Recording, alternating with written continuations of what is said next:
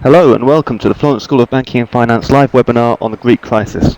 I'm Nicholas Barrett. We're recording the event and the recording will be available on our website soon. So let me introduce today's panel. Evi Pappa was born in Athens under the rule of the military junta. She's now Professor of Macroeconomics here at the EUI, as is Ramon Marimon. He's also the scientific coordinator of the Horizon 2020 project, a dynamic economic and monetary union, also known as ADEMU. Christos Hadjiemmanuil is Professor of International and European Monetary and Financial Institutions at the University of Piraeus. He's also a visiting professor at the London School of Economics, where he works on the EMU. And finally, Thomas Cooley is Professor of Economics at the Leonard and Stern School of Business at New York University. So, here we are. Now, the first question I want to ask our panel, who will all be very well read on the current crisis, is who, if anybody, believes that the current bailout deal is sustainable, can it work, and is more debt relief inevitable?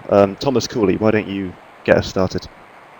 Well, I think debt relief is inevitable. It's only going to work if they do that. In 2010, the rescue package that they put forth should have included debt relief as part of it, and it would have made a huge difference for the Greek people.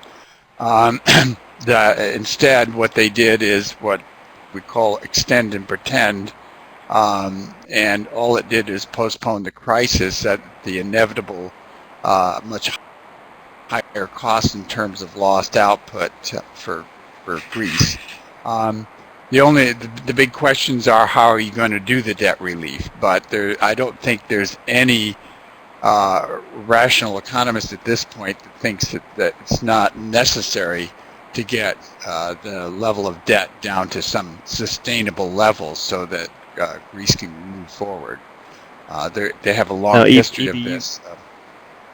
Sorry. Now, Evi, you said there would be a haircut in the near future when nobody was looking, as it were. Is it possible to sort of hide a haircut, as it were? Evi, can you hear me? No, what I wanted to say, I think that, yeah, I can hear you.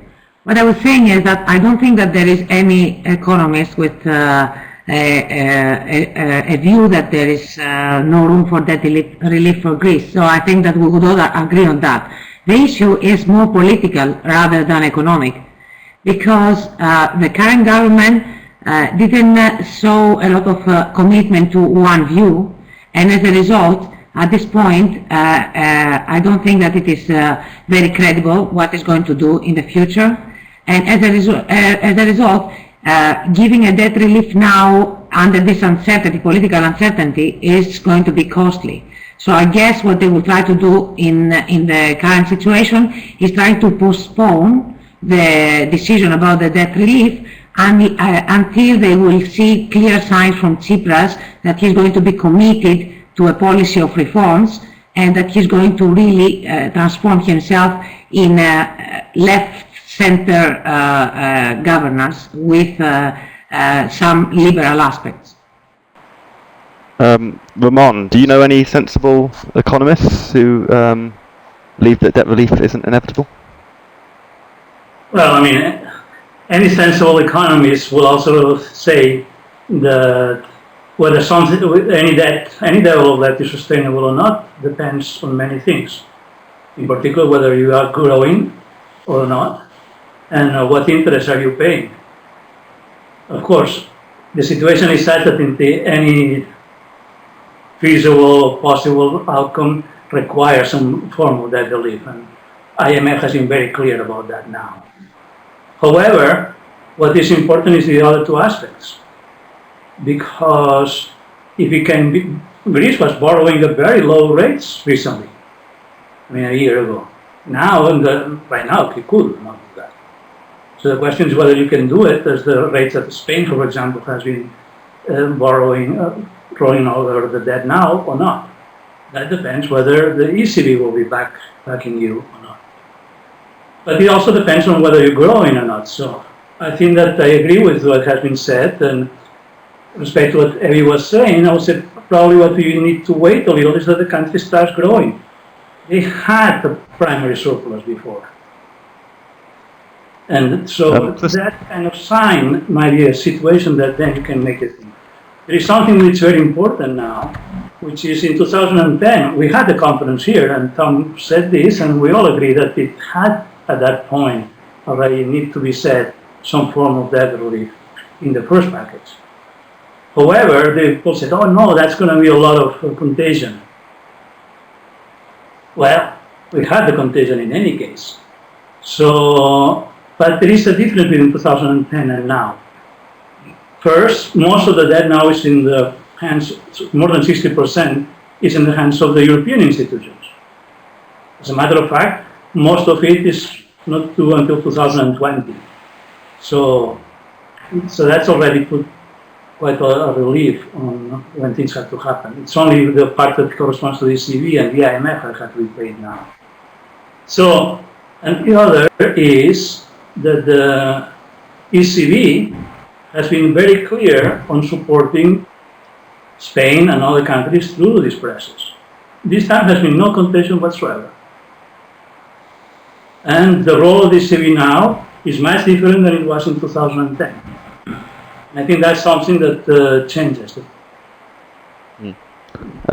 Christos, under the current bailout conditions we have, what are the chances of the Greek economy growing in the next year or two?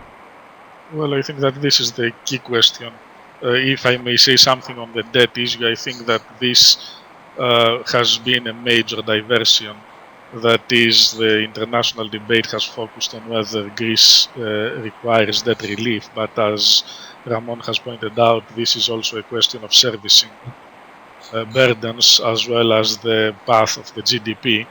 And the fact of the matter is that servicing the debt does not kick in until 2022, which means that if in the meantime Greece outperforms other economies in terms of GDP, the situation will look entirely different than it looks currently. The problem being, however, that rather than regaining or moving in the path of sustained GDP growth, Greece has recently reverted to a quite catastrophic path of rapidly declining GDP.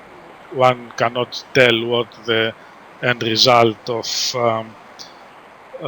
this process will be, but over the past 6 months there has been a reversion to deflation and to a rapid de-escalation of GDP, especially after the coming in force of the capital controls. And it seems to me that this will dramatically have a dramatic impact on the macroeconomic situation, also on the projections of the program over the next few months, which means that the program in its macroeconomic perspectives may already be off track, and this will be something that we'll see in the immediate future. On the other hand, one should remember that this is in reality a tale of two programs, not one program. There is a macroeconomic stabilization program and some sort of fiscal retrenchment program. At the same time, what is highly important for the future path of GDP are the structural reforms. And I think that what is encouraging about the third program is that, unlike its predecessors, it puts extreme emphasis on upfront structural reforms. Effectively, the prior conditions come in very early in the program, in fact as preconditions for signing up to the third package, and these may have beneficial effects on GDP performance over the next few years, with one significant caveat. Assume that all structural reforms take place, that suddenly Greece becomes from a laggard, turns from a laggard into an exemplary performer in terms of institutions, legal conditions and so on and so forth. It will still be the case that Greece over the next few years will be a country of high taxation. The tax burden is bound to increase, and this in itself can be a significant drawback in terms of investment and can have deleterious effects on GDP performance, which brings us back to square one. Okay, so moving on a little bit, a lot of people have been discussing in the wake of this whether Europe needs to be more united or slightly less united in its institutions. So things like the banking union, for instance, is it now too little, too late for us? Evi Pappa, what do you think? Well, I think that the prerequisites of a banking union are three, okay? We need to have joint banking supervision, that is already happening with the single supervisory mechanism. We need to have joint banking regulation, that it is also on the way, it will come in January 2016. And the last thing is that we need to have a joint deposit insurance that doesn't exist at the moment in Europe.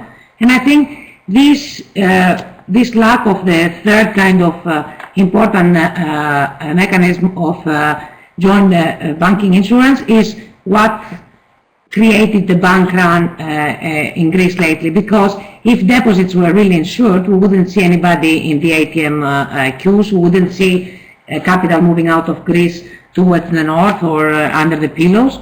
And I think that if we want to go for a banking union, we are really missing this third clause, which is the joint deposit insurance. Moreover, I also think that another thing that has to be done is that we should let banks go out of the national borders. So, I mean, if you go in the US, you go to California and you go to Texas, and you will find same banking branches that work under the same bank. In Europe, any country you go, they have their own banks with their own regulations and their own systems. I have lived in many European places to know how this works and how inefficient it is in many countries, especially because I spend a lot of my time in the south of Europe. So I think this needs to be changed. The borders of banking need to be opened, together with, of course, the banking union. So that's my opinion on that. Would that not increase the risk of contagion? No, probably not. No, on the contrary, it will give insurance. Please, Christos, go ahead. If I may join in, I think that F is spot on. Yeah, please. This is the true problem. I would only go further than she does and generalize and say that the key problem is one of burden sharing, also in relation to bank recapitalization. Effie has rightly pointed out that we are currently lacking a single deposit insurance system. So in theory, deposits are insured at least up to €100,000 per deposit or per bank, but this is only theoretical because, of course, the National Deposit Guarantee Scheme must have sufficient resources in order to support this commitment. Now take the example of a middle-sized country like Greece with 4 systemic banks.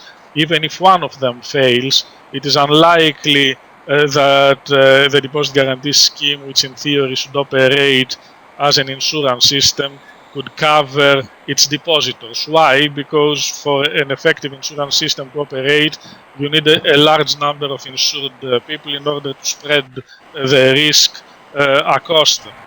Now, when the banking union was first discussed back in 2012 in conjunction with the Spanish crisis, the whole point about the banking union was that bank recapitalization should take place directly at the European level in the hands of the ESM. Indeed, this was the impetus for moving to unified supervision and resolution of banks. The problem being that even though we moved to banking union, we did not actually move to single unified bank resolution financing. And this you can see also in the third Greek program, in the prospective Greek program.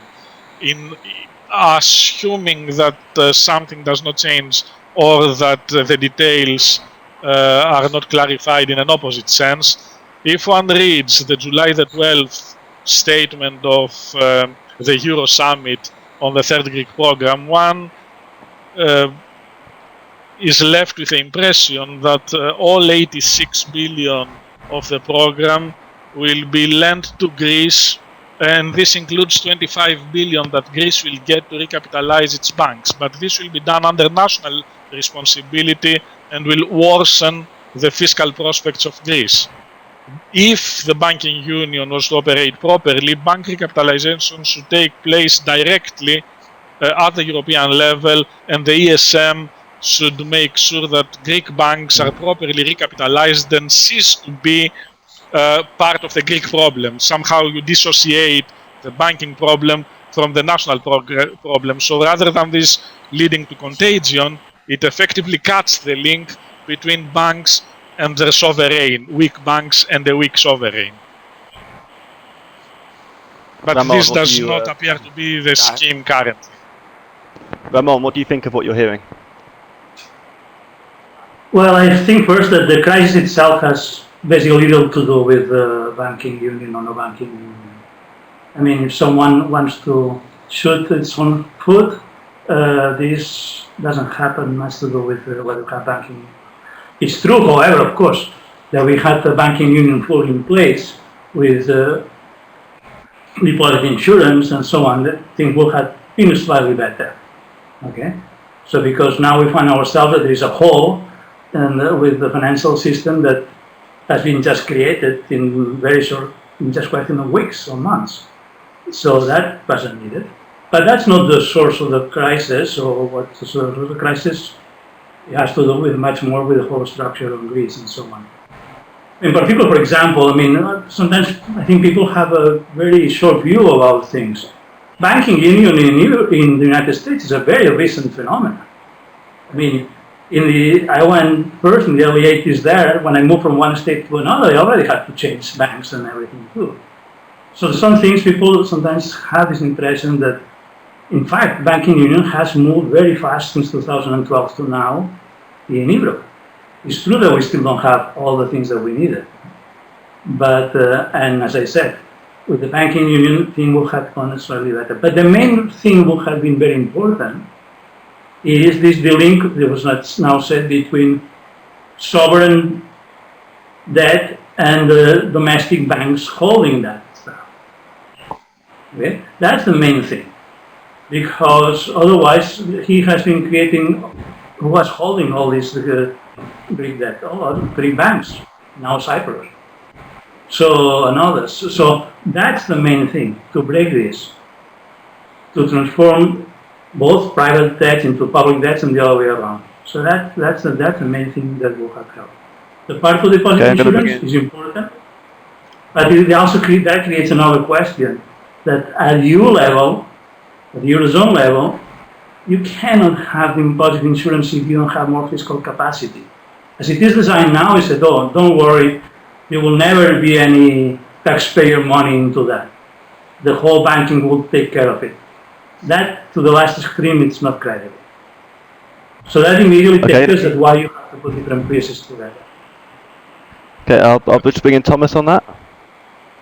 Yeah, well, I think most of the points have been covered. I completely agree that that having a unified banking system with a unified resolution mechanism for banks and unified deposit insurance would have made a huge difference. And then, of course, cross-border banking. If we had that, we wouldn't see the kinds of banking problems that we have. And there are big issues about who's going to recapitalize the Greek banks. I think Christos is exactly right in pointing out the importance of having mechanisms for doing that in the event of a crisis. But this problem is not a bank, and the banking crisis, the run on the banks, that's a symptom of the larger crisis. And the larger crisis is really a fiscal crisis. And I think that's the problem that wasn't addressed properly in 2010 or earlier.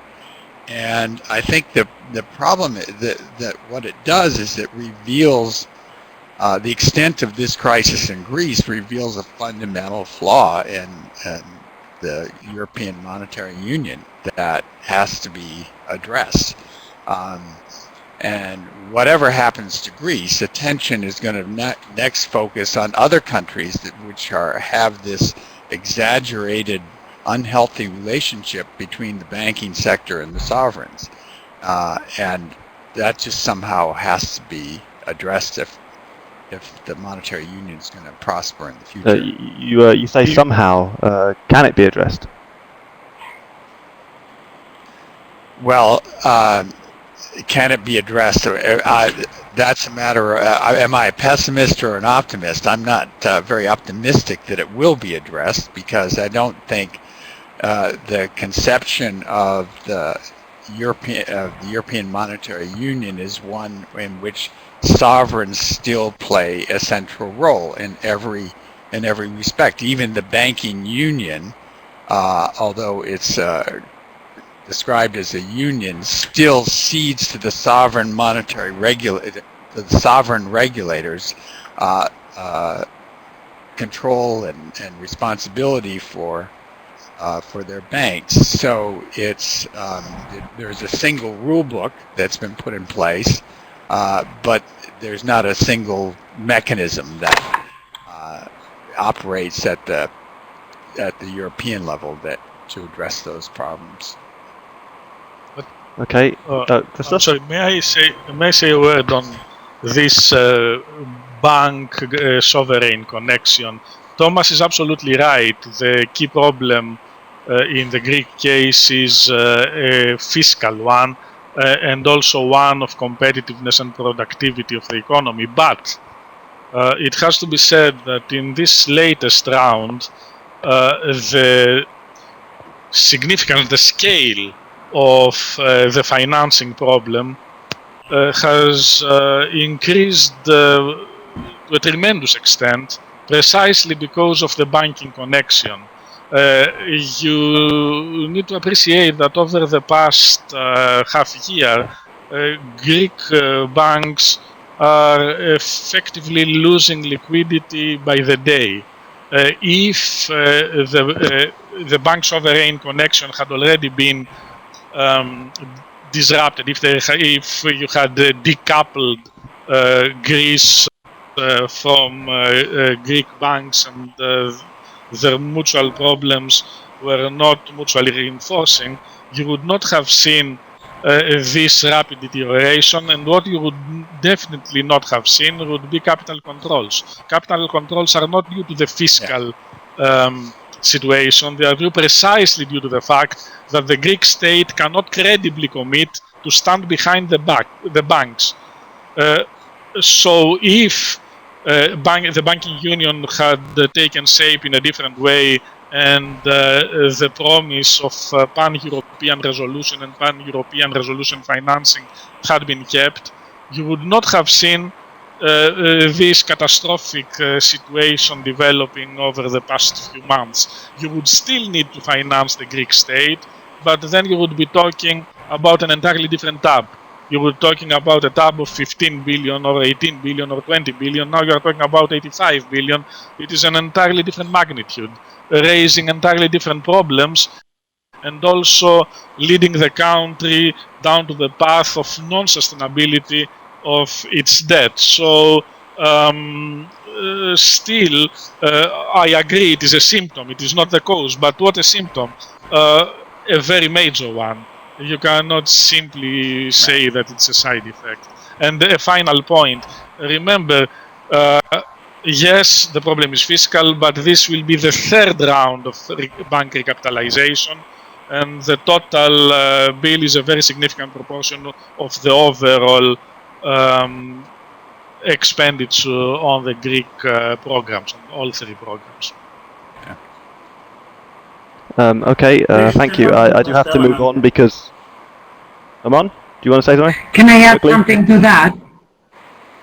Yeah, I'll come to Okay. Ramon and then Evi, but we do have to move on because we're running short on time. So, quick reactions. Ramon, you start. Yeah, another thing is that in a proper working banking union, you will see some banks going under. Yeah. So that could have happened in that, the problem here in Europe is we don't see that. We have the idea that banking union will mean that all the banks all the time will be bailed out. I think that's another lesson. Yeah. Okay, Evi? But I'm sorry, in Greece you have seen banks going under. Make no mistake here. Can A significant. Yeah, no, I know. But the agricultural bank has gone under, and a number of medium-sized and small banks have gone under, and only 4 banks have survived out of 20 or so. Evi, did you want to come in? Yeah, I just wanted to add just a very small note. What I wanted to say is that without the banking crisis, it would be even easier to go for economic programs and reforms, because the people would be more willing to accept it, because now in Greece the perception is that we are doing all these austerity measures and all the sacrifices to save the banks. So having a healthy banking system would help also do something more in terms of economic policies. So this is important. Got it. I agree. Okay, excellent. Now, we're getting some very articulate comments down in the chat section, but we also have a Q&A box at the bottom. So this is your chance, if you're watching, to pose any question you want to our world-class collection of economists that we have here today. So I'll just put one of those questions to you now. So, hello everybody. My question for you: what is the recipe we need? Austerity, yes or no? And if no, what are the alternatives? Thomas, I guess Einstein's definition of insanity comes to mind. You keep doing the same thing again and again, expecting different results. What do you think? Well,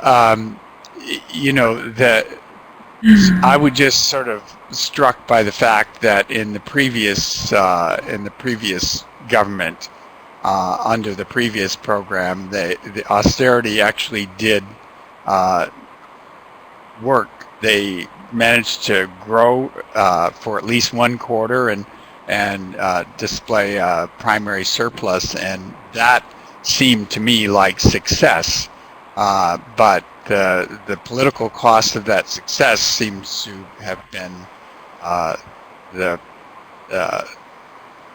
election of the Tsipras government, and everything seems to have gone south since then. So I'm not, more austerity, less austerity, that's not for me to opine on, but you do need to have a sustainable fiscal plan, or you won't have access to capital markets. That's what it takes, and you can do that by growing the economy. Prospects for that don't seem great. If somebody disagrees with that, but Greece's competitiveness has fallen even further, even though they've had a large internal devaluation. If you compare their unit labor costs to Germany's unit labor costs, their competitiveness has declined further during the crisis. So I don't have the recipe for for fixing this. So, but this sort of austerity, not austerity debate is a bit misplaced in my view. Okay, I'm going to go through some of the questions. I'm going to keep going because we might have quite a few. So Stelios says, Ramon, could you please elaborate a little bit on your argument vis-a-vis political responsibility that the ECB should not bear? Well, this is more about how the whole Eurozone works. Now the ECB is just the player, basically. And it has done an incredible job, but maybe it has a little too much. Even if having independence, in a place like the state, you will have the treasury playing a role too in the discussion, and here we don't have that. We have the ECB, and then long meetings of the Eurogroup, which is formally, it's not even clear what the formal status is, and so on. So but I think that will be the outcome of this crisis, that we will move towards a more integrated fiscal and monetary framework. So that's, I think that's what it is. I mean, the decision of should the ECB back up the banks in Greece or not, it is an ECB, but it's very political. So and it's dangerous that then the ECB has too much, because then even the status of independence is at risk. So, but that's what we have now. Okay, so I have a question here for Ramon and Evi, but I'll give it to Evi because Evi hasn't spoken in a while. What do you think about the ownership of the new program and whether the Troika, as Ramon mentioned in his BGSE speech/interview, should be less interventionist? All right, I wanted to share with you something something curious. So, the word Troika is not the first time that it is used in Greece. So, after the Treaty of Constantinople in 1832, after the war with the Turkish, the word Troika was first used for the board of 3 advisors to the new elected King Otto, who was a barbarian king, that was imposed to Greece because Greece was highly indebted in the great powers, which was Russia, France and the UK. So Troika is not something new, and it has repeated itself continuously during this century, again in 1893, and the levels of Greek debt at the time was 211%, 213%, and there was always a default, okay? So it's not the first time we see Troika in Greece. It has been in our past, in our veins forever. So, whether Troika should be more interventionist or not. So here's what I think. I think that the people in Greece and their voice should be somehow respected, okay? So the people in Greece vote no. They didn't want more austerity measures, and it looked like that nobody listened to what they said, and new measures are imposed, and the new Troika is back, etc. I think that at the moment, Greece has to believe in Tsipras. And I really want to believe very much in Tsipras. I want Tsipras to be the new Lula da Silva. Because it is the only hope that we have. It is the only outsider that there is. And if he really did this U-turn and he really means it, he's our only hope at the moment. So I think that if Tsipras would go for structural reforms, and he will commit to that, and he will get rid of the part of the leftist part of his governors that are against the fact of being more liberal, then I think that the Troika could come like as an advisory board, like giving him directions from where to go, because so far the Troika didn't work in Greece, okay? And we need something that would give back the Greek people the dignity to show that their choices are kind of respected, and if they believe in Tsipras, and Tsipras is really believing that he's going to become the new political face of Greece, I'm very willing to accept a less intervention from Troika. On the other hand, if Tsipras continues balancing from the one view of the no to the other view of the yes, then we don't have any other hope than outside governors. Okay, keep your questions coming in. Let's give one to Christos. Here's a question from our audience. What do you think about the program of reform Greece is proposing now? Will it help the Greek economy to recover and take off? Will it help? I'm sorry, I could not hear that. Will it help the economy to recover and take off?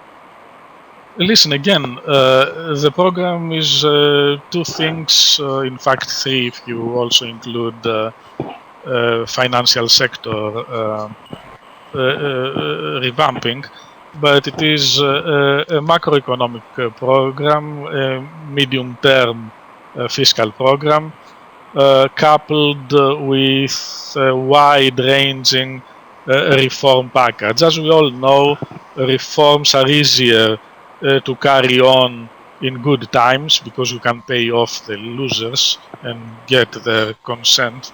But of course, reforms are only attempted in times of crisis, like now, which brings us back to the ownership issue. So now the fact of the matter matter is that it is hardly likely to gain ownership of the program if on the one hand the macroeconomics of the program are blatantly failing to yield the promised results, if the program is off track macroeconomically and everybody can see that, and if at the same time the reforms are sold to the people as something that has to be carried on at gunpoint because the lenders insist on that. You know the old argument about the European Union and how it is being used by national political elites in order to sell to the local audience something without taking the responsibility for this something. Political elites carry on reforms, but they say that it is the fault of Brussels, and that if it was left to them, they would not take the necessary steps. This effort to effectively shift responsibility to outsiders is currently reaching its catastrophic results in Greece, because effectively a newly impoverished population, a deeply impoverished population, which has lost a huge part of its wealth and a very large proportion of its livelihood, is also being told that it has to suffer, quote unquote, suffer reforms for the wrong reasons, simply because this is part of the failed program. Of course, this has led to the politics of recrimination and to the politics of resentment.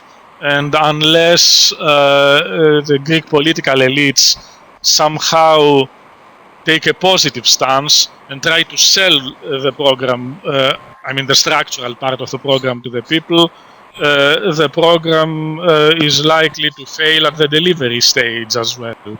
And there, without necessarily agreeing with the exact political prescriptions of Evi, I would concur with her in the sense that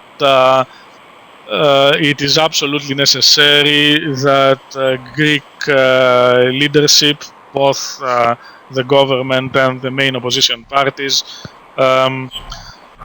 take an active part in selling the reforms to the people. My only fear being that the situation is deteriorating so rapidly on the economic front that by the time that the reforms are implemented, we might have turned into a true basket case. Okay. What do I mean Thomas, by that? We have already lost 1/4 of our GDP. If we lose another 5% or 6% in 12 months, you appreciate that is a good third of GDP, not to mention the wealth effect, because wealth in Greece has also gone down very considerably over the past few years. Okay, Thomas, it's your turn. Would you say that having a federal Europe could be a workable solution to avoid similar situations in the future in EMU, should Europe move towards a political union? Well, I would say that that's the direction it has to go if it's going to be sustainable in the future. I'm surprised no one has discussed the possibility of Grexit this morning. I don't know what the view in Greece is. I do know that 70% of the population doesn't want to exit the euro. But the view from the rest of the world seems to be that it's inevitable. And then if that happens, that's going to further undermine the idea of, once that happens, it undermines the idea that the European Monetary Union is forever and that it's a sustainable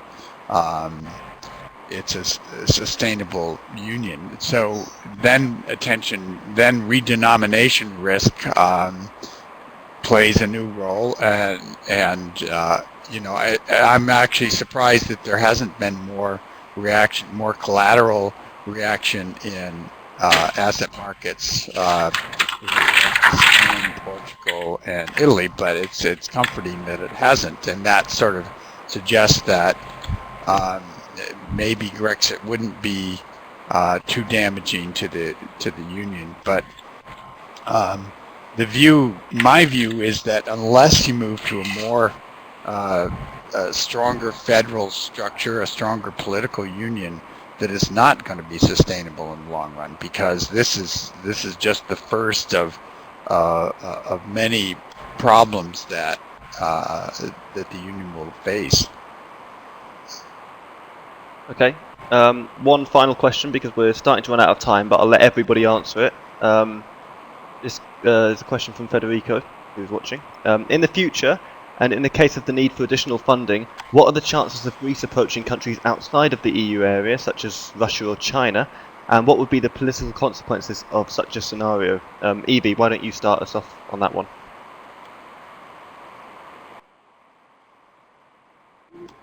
I wouldn't like to think of such a scenario. I think that Greece's position is within the European Union, and I understand that we can approach other countries for financing, but I would want to have financing from these countries as foreign direct investment, not as a way of financing our debt. So I would very much like to see investment projects that Russia and China would come and finance in Greece, but I wouldn't like to go out of the European framework for my country. Christos, what do you think? There's more to the world than Europe, isn't there? Not much. First of all, I don't think that there is a prospect of a fourth program. Okay, so this is the end game. This either succeeds or it fails, and if it fails in tears. This means that if there is slippage, we may end up with an inability to remain solvent. This means that Greece defaults big time, and then there is a question of picking up the pieces, but still this will be a European game. Talking of Chinese or Russian funding is not conceivable. One cannot see how this could happen because it would require bilateral relations that would seriously upset not simply the economics of Greece, but also its strategic interests and its geopolitical position. A realignment would have repercussions far beyond the economic field, and this is not something that most Greeks would like to see. On the other hand, and I conclude with that, you mentioned that 70% of Greeks are in favor of the euro. The problem with that is that they are not the ones to decide whether they can stay in or out unless Greece has kept within the strict confines of the third program, which means that suddenly the program becomes something larger than financing. It becomes an existential issue, an issue that will define the future of the country, both in economic and political terms. Okay, we're running out of time here, but I'll take a quick answer, a very quick answer from Ramon, and then I'll come to Thomas, and then we'll have to wrap it up. So, Ramon, what do you think? Well, I agree with most of what's been said. And it's true that now the question is whether we're going to have a Lula in Greece. But, and that's not clear. It will be good. But however, I think the main thing is to move from all this constant discussion of us and them. And that's the problem with the programs that we said before. So it's not just we need the Lula, we need in Greece, we need someone who will bring that is part of Europe. And as Europeans, there are some things that need to be done. And as Europeans, the question is, how come we don't see this foreign direct investment in a country that a lot of cost on the labor market can come down, but still seems that there's too many rents around that makes things still costly. Greece, like many other countries in the Euro crisis in the south, had closed the deficit on the current account, but has not closed it with exports, which is what should happen in these situations, but just collapsing the imports. So that's where the main sickness shows. So I think that's where, and it's true that the reforms goes in that direction. And of course, a lot of the reforms take some years. So if we talk not us and them, from the point of Europe, we have to be a little patient too. And recover the wealth. Part of this wealth is human capital, which a lot of Greeks are going to some other places. Indeed. Okay, Thomas, I'll give you very quickly the last word on this. I'll be very brief. I agree with the proposition that Greece should make itself attractive to foreign direct investment from the Chinese or Russians or whoever wants to invest there. The problem is it's just not at the current time. People are not investing, and it has everything to do with things like unit labor costs, which have, relative to Germany, have increased by 10% over the period of the crisis. So reforms are essential if that's going to be any kind of solution. But Greece is part of Europe. It belongs in Europe. It belongs with its European allies, even though the allies have abused it, in my view. That's where it belongs. Incidentally, how is all this being perceived in America? Has it undermined the European project in your eyes, or in the eyes of Americans? I think in the eyes of Americans it does undermine the European project, in part because it just underscores the flaws in the European project. It underscores the sort of political tension between Greece and the way it's perceived in Northern Europe is very much in the press, and it genuinely undermines the view of a union that's committed in some joint sense to progress. So I think it's sort of made people a lot more skeptical about this, the long-term viability of particularly the monetary union. But that's the view from this side of the pond. So. Okay. Well, we feel the same way about Donald Trump, but thank you very much for joining us. This is the first time we've really tried something like this at the Florence School of Banking and Finance, so I want to thank all our participants, and especially our economists, Evi Pappa, Ramon Marimon, Christos, Hadjiemmanuil, and Thomas Cooley. Thank you so much for joining us, and hopefully we'll do something like this again in the future. I do hope you enjoyed yourselves. Thank you. Thanks to you.